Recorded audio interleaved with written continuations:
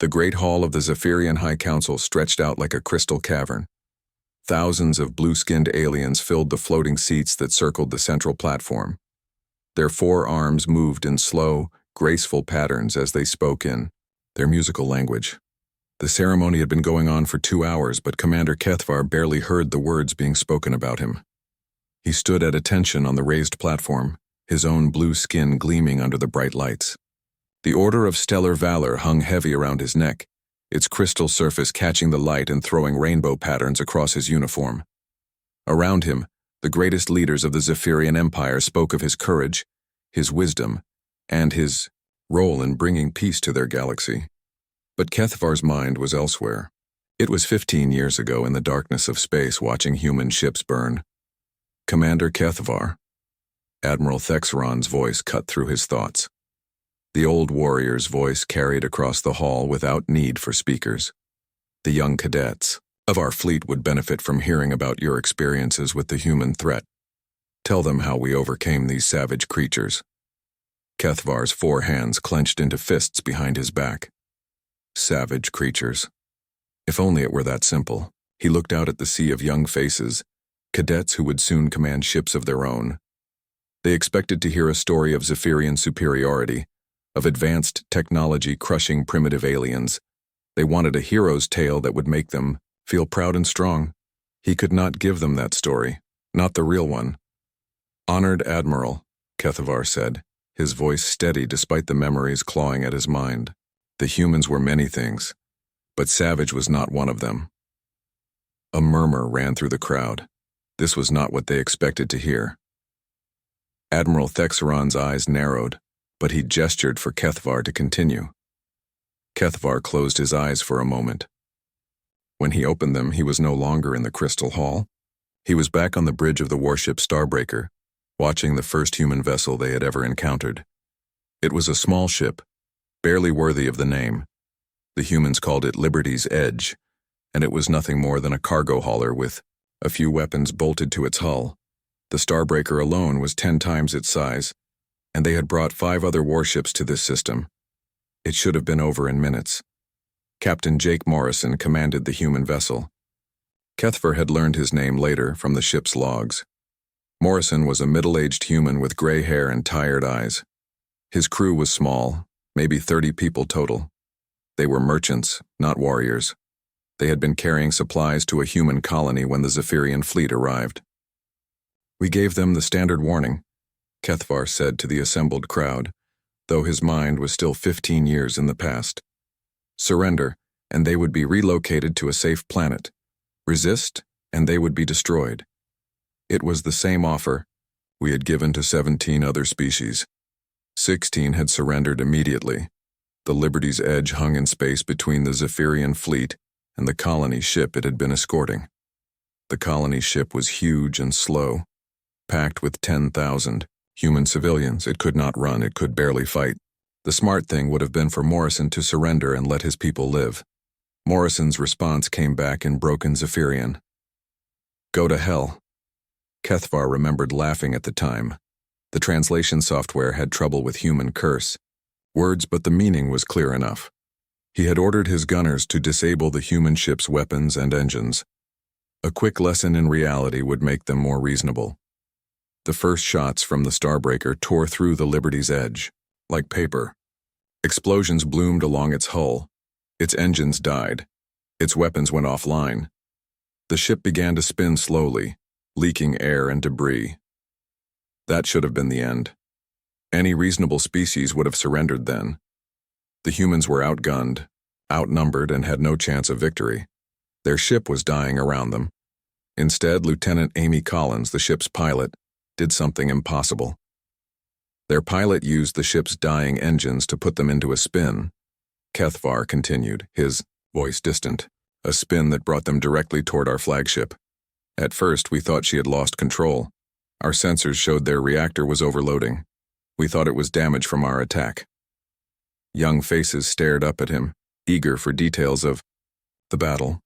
They wanted to hear how Zephyrian skill and technology had won the day. Instead, Kethvar told them the truth. It was not damage. It was deliberate. The human pilot, A female named Amy Collins had manually overloaded their reactor. She was turning their ship into a bomb aimed directly at us. The Starbreaker's captain had ordered evasive action, but the human ship was too close and moving too fast. Collins had calculated everything perfectly. The dying cargo ship slammed into the Starbreaker's hull and exploded with the force of a small star. HFY had been thrown across the bridge by the impact. Emergency lights flickered in the smoke-filled air. Damage reports flooded in from every section of the ship. The Starbreaker was mortally wounded, its back broken by the explosion. Half the crew was dead or dying. But that was not the worst part. The worst part was what happened next. In the seconds before the Liberty's Edge exploded, Captain Morrison had transmitted everything. Every detail of Zephyrian ship design his sensors could gather. Every tactical weakness his crew had observed. Every piece of information that might help other humans fight back. He had sent it all in a single burst transmission toward the human homeworld. The colony ship escaped while we tried to save our own vessel, HFY said to the silent crowd. 10,000 human civilians reached safety because 30 humans chose to die rather than surrender. But that was not all. In their final moments, they ensured that every human in the galaxy would know how to hurt us. Admiral Thexron shifted uncomfortably in his seat. This was not the story he had wanted told. The cadets looked confused. Where was the tale of easy victory? Where was the proof of Zephyrian superiority? HFY looked out at their young faces and saw himself 15 years ago, confident, certain that his people were the strongest in the galaxy, ready to crush any species that dared to resist them. I lost many friends that day, he said softly. Good officers, brave soldiers. They died because we did not understand what we were fighting. We thought the humans were like every other species we had conquered. We thought they would choose life over death, slavery over freedom. He touched the metal around his neck. It felt heavier than it should have. We were wrong. The humans taught us that some things are more important than living. They taught us that courage is not about being strong enough to win. It is about fighting even when you know you will lose, especially when you know you will lose. The hall was completely silent now. Even Admiral Thexron had stopped fidgeting. The weight of HFY's words settled over the crowd like a heavy blanket. That was our first lesson about humans, HFY continued. It was not our last. Over the next 3 years, they would teach us many more. They would show us what it means to fight for something greater than yourself. They would show us that the strongest weapon in the universe is not a gun or a bomb. He paused, remembering Amy Collins's face in the final transmission from the Liberty's Edge. She had been young, maybe 25 human years. She had been crying, but her hands had been steady on the controls. The strongest weapon in the universe is someone who refuses to give up. The ceremony continued around him, but HFY's mind was already moving to the next memory. The next lesson the humans had taught him. The next reason why he woke up screaming in the middle of the night, 15 years after the war had ended. The next reason why he knew, deep in his heart, that the Zephyrian Empire had not won the war at all. HFY stepped down from the platform as the ceremony ended. The crowd of young cadets pressed around him, their eyes bright with questions. But Admiral Thexron placed a firm hand on his shoulder and guided him away from the eager faces. "Walk with me, Commander," the Admiral said. His voice was quiet, but HFY could hear the warning in it. They moved through the crystal corridors of the council building, their footsteps echoing in the empty halls. "That was not the speech I expected," Admiral Thexron said when they were alone. "The cadets need inspiration, not doubt. They need to believe in Zephyrian strength." HFY stopped walking. He turned to face his superior, his forearms hanging loose at his sides. "What would you have me tell them, Admiral? Lies? I would have you tell them what they need to hear. That we are strong. That we won the war because we were better than the humans." "We did not win the war," HFY said softly. "We survived. There is a difference." The Admiral's eyes flashed with anger, but before he could speak, HFY continued. "Do you want to know why we really stopped fighting the humans, Admiral? Do you want to know what I learned in those 3 years of hell?" Admiral Thexron said nothing, But he did not walk away. Kethvar took that as permission to continue. It started 6 months after the Liberty's Edge, Kethvar said. His mind drifted back again, back to the memories that never left him alone.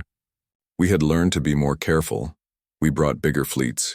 We planned better attacks. We thought we had learned from our mistakes. The Battle of Proxima Station had been meant to be a statement. The humans had built a military base in the Proxima system, and High Command wanted it destroyed. Not captured. Destroyed. They wanted to send a message to every human in the galaxy that resistance was pointless. Kethvar had been given command of the attack fleet. 12 heavy cruisers and 40 escort ships, more than enough firepower to turn the human station into dust.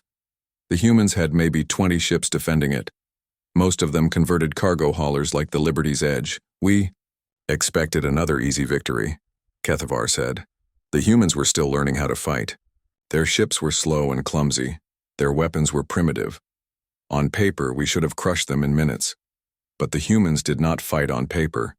They fought with their hearts and their minds, and their stubborn refusal to accept defeat. The human fleet was commanded by Captain Jake Morrison's younger brother, Commander Pete Morrison. Pete was nothing like his older brother. Where Jake had been calm and steady, Pete was wild and unpredictable. Where Jake had fought with honor, Pete fought with fury. The battle began as we expected. Kethvar continued. Our ships moved into position. Their ships moved to intercept. We had every advantage, better weapons, better shields, better training.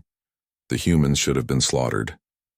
The first exchange of fire went exactly as planned. Zephyrian energy beams tore through human shields like they were made of air. 3 human ships died in the first minute of fighting. Their return fire barely scratched the Zephyrian hulls, but then something changed. The human ships began to move in ways that made no sense. They scattered in all directions, abandoning any attempt at formation. The Zephyrian fleet followed, eager to pick them off one by one. It was a trap, Kethvar said, but not the kind of trap we understood. The humans were not trying to ambush us or trick us into a bad position. They were trying to make us angry. Lieutenant Amy Collins, the pilot who had died at Liberty's Edge, had had a sister. Her name was Lisa Collins, and she commanded one of the human escort ships. Lisa flew her ship straight at the Zephyrian flagship, firing everything she had. Her shots did no damage, but they got everyone's attention. The Zephyrian fleet turned to destroy her ship. It should have been simple. 1 small human vessel against 12 heavy cruisers. But Lisa Collins was not trying to win. She was trying to buy time. While we chased her ship, the other humans were moving into position around Proxima Station, Kethvar explained. They were not trying to protect the station. They were trying to turn it into a weapon. The humans had loaded Proxima Station with every explosive they could find. Missile warheads, reactor cores. Even the station's own power plant had been rigged to explode. They had turned their own base into the largest bomb in human history, but they needed the Zephyrian fleet to come close. They needed them to think. They were winning. Lisa Collins died buying them that time. Her ship exploded under the combined fire of 6 Zephyrian cruisers, but by then it was too late. The Zephyrian fleet was exactly where the humans wanted them. Commander Morrison triggered the explosion himself, Kethvar said. He was still on the station when it went up. He and 300 other humans chose to die rather than let us claim victory. The explosion was visible from 3 star systems away. When the light faded, Proxima Station was gone. So were 8 Zephyrian cruisers and 20 escort ships. The human fleet was gone too, but they had accomplished something the Zephyrians had not thought possible. They had made the Zephyrian Empire bleed. We lost more ships in that one battle than we had lost in the previous 50 years, Kethvar continued. But that was not the worst part. The worst part was what we found in the wreckage. Floating among the debris were the bodies of human soldiers, but these were not the bodies of people who had died in fear. They had messages carved into their armor, words in the human language that the translation computers struggled with. Remember the Liberty's Edge. For Amy Collins. Earth will never surrender. We lost that day, but we did not understand how badly until later, Kethvar said. The humans had broadcast the entire battle across their communication networks. Every human in the galaxy watched their people die fighting us. And instead of being afraid, they became angry. The recruitment centers on human worlds were flooded with volunteers the next day. Young humans who had never thought about military service signed up to fight the Zephyrians. Old humans who had retired from their military came back to active duty. Even human civilians began building weapons and ships in secret. "We thought we were fighting their military," Kethvar said. "We did not realize we were fighting their entire species." Admiral Thexron had been listening in silence, but now he spoke. "You speak as if we should have been afraid of them." Kethvar looked at him with sad eyes. "We should have been terrified. The weeks after Proxima Station brought a new kind of war. Human ships began appearing everywhere at once. They attacked Zephyrian supply lines. They raided isolated outposts. They struck at targets the Zephyrians had thought were safe. But the worst part was how they fought. Every human ship that engaged the Zephyrians fought to the death. There were no prisoners, no surrenders, no negotiations. The humans had decided that the Zephyrian Empire was their enemy, and they would fight until one side or the other was completely destroyed. They were not trying to win battles, Kethvar explained. They were trying to make us pay the highest price possible for every victory.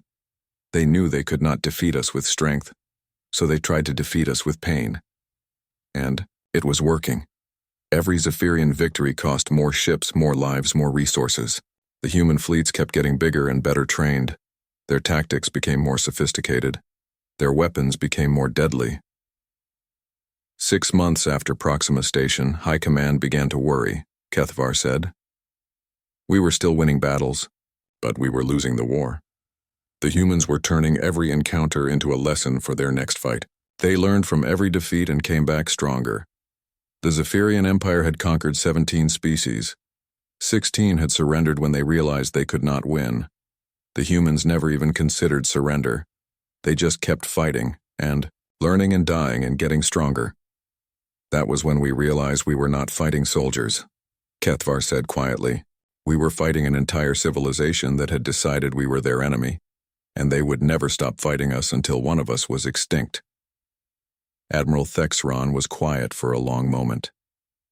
Then he asked the question Kethvar had been waiting for. Is that why you recommended the peace treaty? Kethvar nodded. That was the beginning of why, but there was much more to learn, much worse to come. Admiral Thexron walked in silence for several minutes. The crystal halls around them seemed colder now, as if Kethvar's words had sucked the warmth from the air. Finally, the Admiral stopped at a large window that looked out over the Zephyrian capital city. Tell me about New Dakota, he said quietly. Kethvar's 4 hands clenched into fists. He had hoped to avoid that memory. New Dakota was the wound that never healed, the nightmare that woke him screaming in the dark. But he could see in the Admiral's eyes that there was no escape from it now. New Dakota was where we learned that humans do not fight like any other species in the galaxy, Kethvar said. It was where we learned that every human, from the youngest child to the oldest elder, was a potential enemy. The siege had begun 8 months into the war. New Dakota was a human colony world with 2 million people. Most of them were farmers and miners, not soldiers. The planet had only 3,000 military personnel to defend it. High Command had assigned 50,000 Zephyrian troops to take it. It should have been over in a week. Colonel Ben Parker commanded the human forces. Kethvar continued. He was an old soldier, maybe 60 human years. He walked with a limp from an old injury. Our intelligence said he was a minor officer, assigned to New Dakota because it was a quiet posting where nothing important ever happened. But Colonel Parker was not the man their intelligence reports described. He was something far more dangerous. He was a human who understood that he could not win a fair fight, so he had no intention of fighting fair. The first sign that something was wrong came when our landing ships approached the planet, Kethvar said. There were no human ships in orbit. No defense platforms, no military installations visible from space. It looked like the humans had abandoned the planet without a fight. But when the first Zephyrian dropships entered the atmosphere, they found out why the space around New Dakota was empty. The humans had not abandoned the planet. They had turned the entire world into a fortress. Every building had been fortified. Every road had been mined. Every field had been turned into a killing zone with hidden weapons and booby traps. The humans had spent months preparing for the invasion, and they had prepared well. Our first wave lost half its ships before they even reached the ground, Kethvar said. The humans had hidden anti-aircraft weapons in barns and farmhouses. They had missile launchers in grain silos. They had turned school buses into armored fighting vehicles. But that was just the beginning. When the Zephyrian troops finally made it to the surface, they found that the real war was just starting. The humans did not fight in formations or hold fixed positions. They appeared out of nowhere, struck hard and fast, then vanished before the Zephyrians could respond. A squad of Zephyrian soldiers would be walking down a street when human fighters would burst out of storm drains and sewers. They would fight with desperate fury for a few minutes, then disappear into buildings or tunnels that seemed to lead everywhere and nowhere. We could not find their command center, Kethvar explained. We could not find their ammunition dumps or their medical facilities. It was as if the entire planet was one giant military base and every human on it was a soldier. Lieutenant Sarah Kim was the key to much of the human resistance. She was a young woman, maybe 25 human years old, who had been a school teacher before the war. But Sarah Kim had a gift for organization that made her more dangerous than any general. She had organized the civilians into a network that could move information and supplies across the planet, without the Zephyrians ever knowing. Children would carry messages. Old people would hide weapons. Housewives would cook meals for human soldiers and then vanish before the Zephyrians could find them. Every human on the planet was part of the fight, Kethvar said, even the ones who never fired a shot. A human child would smile and wave at our soldiers, then run home to tell his parents exactly where our patrol had gone. A human grandmother would offer our troops food and water, then poison it with chemicals from her garden. Dr. Helen Ross ran the human medical system from a hospital that seemed to move around the planet. One day, Zephyrian intelligence would locate her treating wounded in the basement of a school. The next day, she would be operating on human soldiers in an abandoned factory on the other side of the continent. The Zephyrians bombed every hospital they could find, but somehow Dr. Ross always seemed to be somewhere else. She saved hundreds of human lives during the siege, and every human she saved went back to fighting the Zephyrians. We controlled the cities during the day, Kethvar said. But at night, the humans owned the planet. They would attack our supply convoys. They would sabotage our equipment. They would strike at our command posts and then vanish like ghosts. The siege dragged on for weeks, then months. Every day, the Zephyrians captured more territory. Every night they lost some of it back. The humans seemed to have an endless supply of fighters, and they all fought with the same desperate courage that had marked every human battle. But the moment that haunted Kethvar most came 6 months into the siege. Sergeant Tony Martinez had been leading a small group of human soldiers in hit-and-run attacks against Zephyrian positions. He was young, maybe 30 human years, with dark hair and quiet eyes. He had been a mechanic before the war, fixing farm equipment and civilian vehicles. Martinez was nothing special, Kethvar said. Just another human soldier in a war full of them. But what he did changed everything. Zephyrian intelligence had finally located the main human command center. It was hidden in a network of caves beneath the planet's largest mountain. Colonel Parker was there, along with most of his senior officers and their communication equipment. If the Zephyrians could destroy it, the human resistance would collapse. The assault was planned perfectly. 5,000 Zephyrian troops would surround the mountain, while aircraft bombed the cave entrances. The humans would be trapped with nowhere to run, but Sergeant Martinez had other plans. He led 12 human soldiers through our lines, Kethvar said. 12 people against 5,000. The mathematics made no sense. It should have been impossible. But Martinez knew something the Zephyrians did not. He knew exactly where the Zephyrian command center was located, and he knew that if he could destroy it, the attack on the human caves would fall apart. Martinez and his soldiers moved through the Zephyrian lines like shadows. They used every trick Colonel Parker had taught them. They crawled through drainage ditches, they hid in abandoned buildings. They moved only at night and stayed perfectly still during the day. It took them 3 days to reach the Zephyrian Command Center. When they arrived, they found it guarded by 200 of the Empire's best soldiers. Any reasonable person would have retreated and looked for another target. Martinez was not reasonable. He was human. They attacked at dawn, Kethvar said. 12 humans against 200 Zephyrians. They had no chance of winning, and they knew it. But they attacked anyway. The fight lasted 6 hours.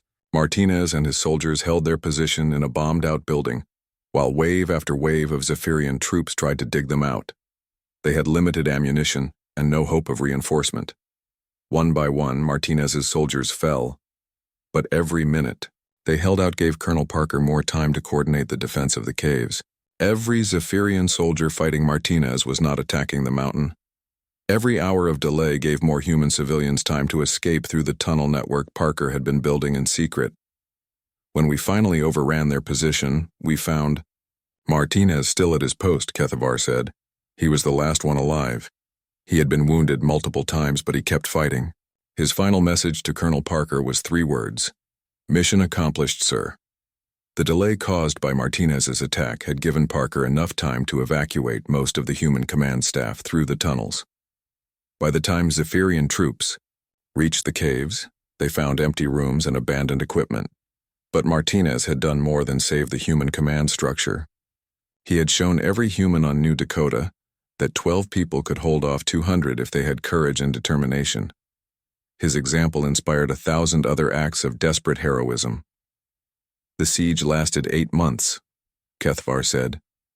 When it finally ended, we controlled empty buildings and deserted streets. The humans had evacuated almost everyone through tunnels Parker had been digging since the day we arrived. We declared victory, but we had conquered nothing but dirt and stone. Admiral Thexron was quiet for a long time.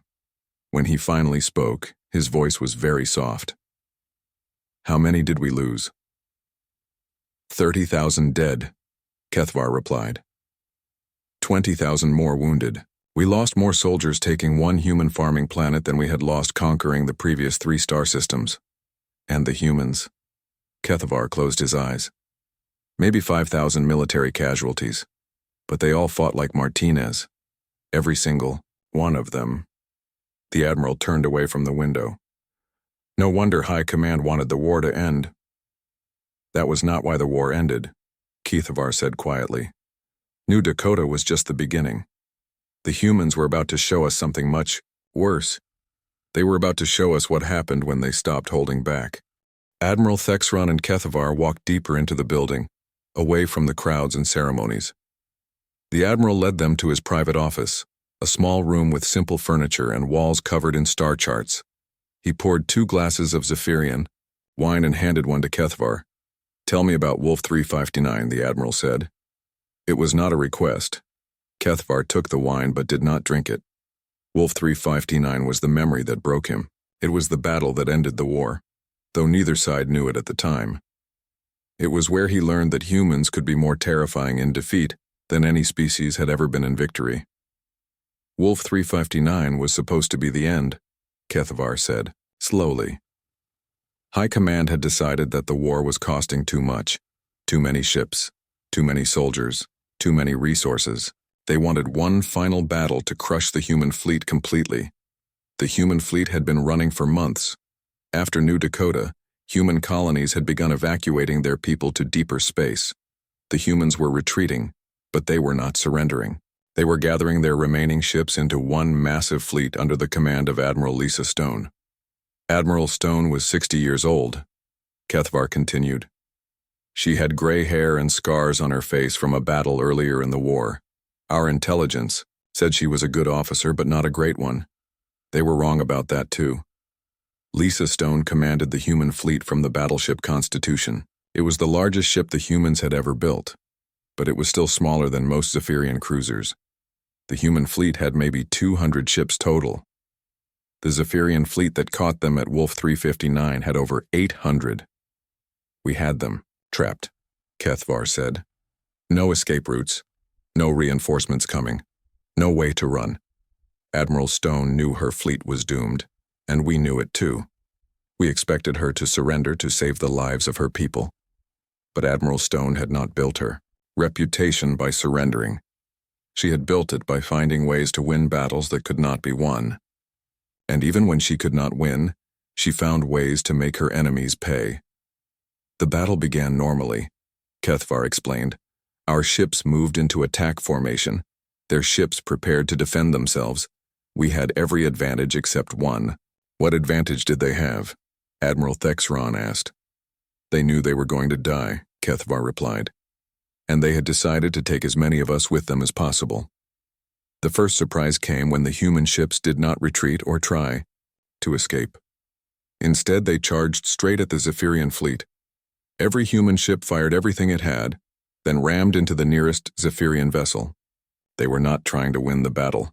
They were trying to make the victory cost everything. Admiral Stone had given her captains very simple orders, Kethvar said. Kill as many Zephyrians as possible. Make them remember this day forever. Show them that humans do not go quietly into the dark. But the real surprise came when the human ships began to overload their reactors. Not just one or two ships, like at Liberty's Edge. Every ship in the human fleet was preparing to explode. They were going to create an artificial star, Kethvar said quietly. 200 fusion reactors exploding at the same time. It would have destroyed both fleets and lit up the sky for 1,000 light years.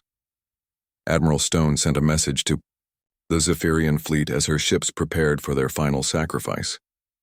Kethvar had heard that message and it still echoed in his dreams.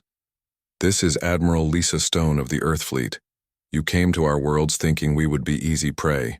You thought we would surrender when faced with your superior numbers. You were wrong. We are human.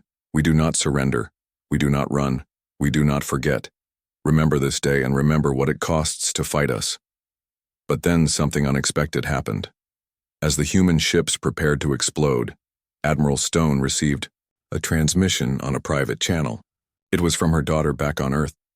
The transmission was short, Kethvar said, just a few words from a young woman saying goodbye to her mother, but it changed everything. Admiral Stone realized that if she destroyed both fleets, there would be no one left to tell the story. No one would know how bravely her people had fought. The sacrifice would be meaningless if no one remembered it. She ordered the retreat, Kethvar said. At the last possible moment, when the reactors were already overloading, she ordered her ships to break off and run. Most of the human ships could not stop their reactor overloads in time. They exploded one by one as they tried to escape. The Zephyrian fleet was caught in the chain of explosions, losing dozens of ships to the dying human vessels. But some of the human ships made it out. Maybe 30 vessels from the original 200. They limped away from Wolf 359, damaged and defeated, while the Zephyrians counted their dead. We thought it was over, Kethvar said. The human fleet was broken. Their colonies were abandoned. Their military was destroyed. All that remained was hunting down the survivors. But the humans had one more surprise waiting. Captain Roy Davis had been hiding in the asteroid field at the edge of the Wolf 359 system. His ship was called the Endeavor, and it was a prototype vessel that most people thought was just a rumor. Davis had been waiting for exactly this moment. We had never seen anything like the Endeavor, Kethvar said. It was small, maybe 50 people on board, but it had technology we did not understand. Technology that should not have been possible. As the Zephyrian fleet regrouped after the battle, Davis emerged from the asteroid field. His ship moved faster than anything the Zephyrians had ever seen. It dodged their weapons fire like it could see the future. And then it did something that changed everything. Davis opened a wormhole, Kethvar said. A tunnel through space that led directly to human territory. It should have been impossible. Our scientists said it would take centuries to develop that kind of technology. But the humans had not developed the technology. They had stolen it. During one of their raids on Zephyrian facilities, they had captured a prototype wormhole generator. Human scientists had spent months figuring out how to make it work. The surviving human ships escaped through the wormhole, Kethvar continued. But Davis stayed behind to keep it open. His ship had to maintain the portal manually, which meant he could not leave. Captain Roy Davis knew he was going to die the moment he activated the wormhole. But he also knew that 30 human ships full of survivors were more important than one prototype vessel and its crew. We tried to stop him, Kethavar said. We fired everything we had at his ship, but the Endeavor was too fast and too well protected. Davis kept the wormhole open for 20 minutes while every surviving human ship escaped to safety. Finally, the portal began to collapse. The energy required to maintain it was more than the Endeavor could handle. Davis sent one final message as his ship began to break apart. "This is Captain Roy Davis to anyone listening. Tell my wife Claire I kept my promise to come home. Just not the way we planned. Tell her I love her. Tell her the kids are going to be safe now. And tell every human in the galaxy that we never gave up. We never surrendered. We never stopped fighting. Earth remembers. Earth endures. Earth will return." The Endeavor exploded as the wormhole collapsed. Davis and his crew died instantly. But their sacrifice had saved the remnants of the human fleet and given humanity hope for the future. "We found his ship later," Kethavar said quietly. Life support had failed hours before the final battle, but Davis had stayed at his post. He had kept his promise to get his people home, even though it cost him everything. Kethavar finally took a sip of his wine. It tasted bitter in his mouth. "That was when I realized we had not won the war," he said. "We had won the battle, but we had lost something more important. We had lost the respect of the galaxy. Every species that heard about Wolf 359 learned the same lesson. Humans do not give up. Ever." Admiral Thexeron set down his wineglass. His hands were shaking slightly. "High Command never told us about the wormhole technology," he said. "High Command never told us about a lot of things," Kethavar replied. "They never told us that human colonies were building new ships in secret. They never told us that human scientists were developing new weapons. They never told us that every human defeat was teaching them how to fight us better. What did they tell us? They told us that the humans were broken, that the war was over, that we had won." Kethavar laughed, but there was no humor in it. "They were wrong about that too. The surviving human ships had escaped to the far side of the galaxy, but they had not given up. They had not surrendered. They were building new fleets and planning their return, and when they came back, they would be stronger than ever." "That was when I wrote my report to High Command," Kethavar said. "The report that ended the war.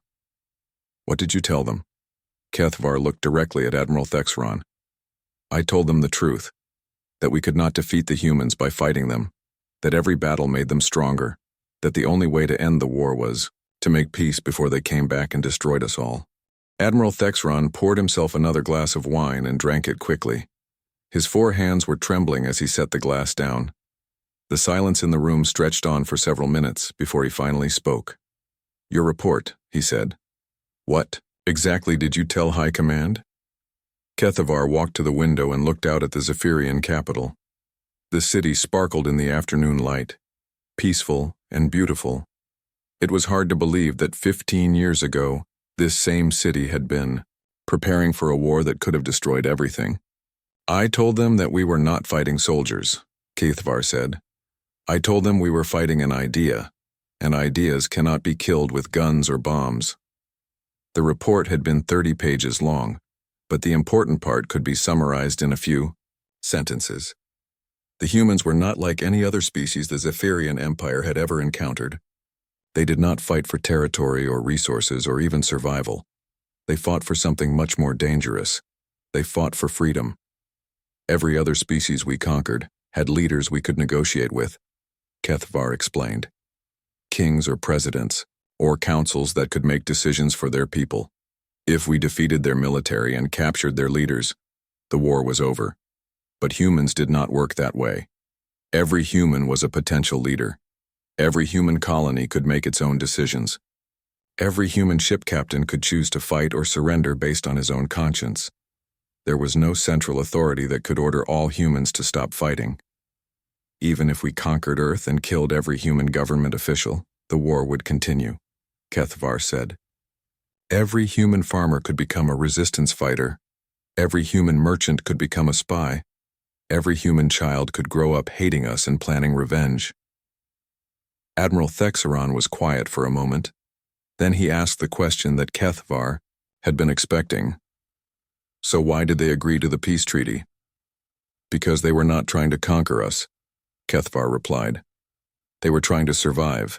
Once they realized we were willing to leave them alone, they were willing to leave us alone. The peace negotiations had taken place on a neutral space station in the Outer Rim. Kethvar had been chosen to represent the Zephyrian Empire because he understood humans better than anyone else in the military. The human representative had been Admiral Lisa Stone herself, somehow still alive despite the reports of her death at Wolf 359. Admiral Stone was not what I expected, Kethvar said. I thought she would be angry and demanding. I thought she would want revenge for all the humans who had died. Instead, she was calm and reasonable. She wanted the same thing we did. An end to the fighting. The negotiations had lasted only 3 days. The terms were simple. The Zephyrian Empire would withdraw from all human territory and agree never to attack human colonies again. In return, the humans would not seek revenge for the war and would not attack Zephyrian territory. It seemed too easy, Kethvar said.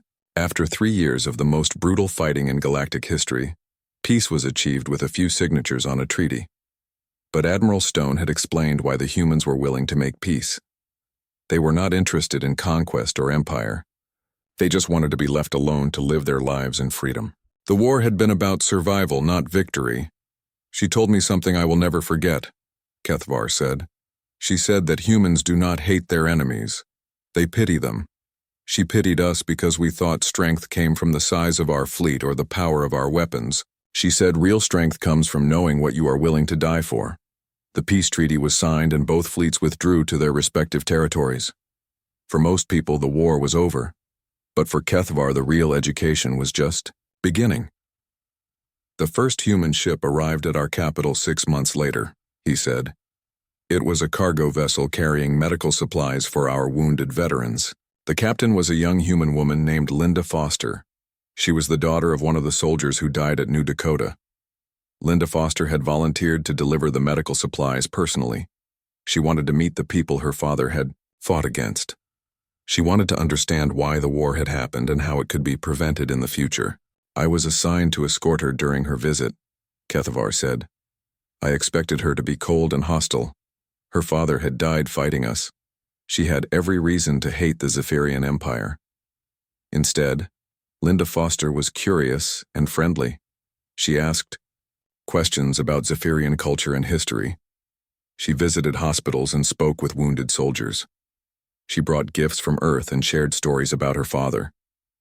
She told me that her father had joined the military not because he hated aliens, but because he loved his family, Kethvar explained.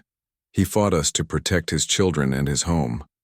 She said she understood why he died and she did not blame us for his death. She blamed the war itself. More human ships began arriving over the following months, not warships, but cargo vessels and passenger ships and scientific expeditions. The humans were reaching out to their former enemies, trying to build bridges instead of walls. That was when I realized we had completely misunderstood them, Kethvar said. We thought they were savage warriors who lived for battle. In reality, they were people who hated war but were willing to fight when they had no other choice. The humans began sharing their technology with the Zephyrian Empire, medical advances that helped wounded veterans, agricultural techniques that increased food production, scientific discoveries that benefited both species. They were teaching us that strength without compassion is meaningless, Kethvar said, that victory without honor is worthless, that the best way to defeat an enemy is to turn him into a friend. Admiral Thexeron finished his second glass of wine and set it down carefully. Is that why you recommended the cultural exchange program? Kethvar nodded. Young Zephyrians needed to learn what I had learned, that humans are not monsters or angels. They are people. Complicated, stubborn, courageous people who can be your worst enemy or your best friend, depending on how you treat them. The exchange program had been running for 10 years now. Young Zephyrians went to human worlds to study and work. Young humans came to Zephyrian space to learn about their culture and technology. The two species were slowly becoming allies instead of enemies.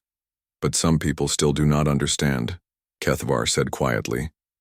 They still think the humans are a threat. They still want to prepare for the next war. Admiral Thexron stood up and walked to his desk. He picked up a data pad and handed it to Kethvar.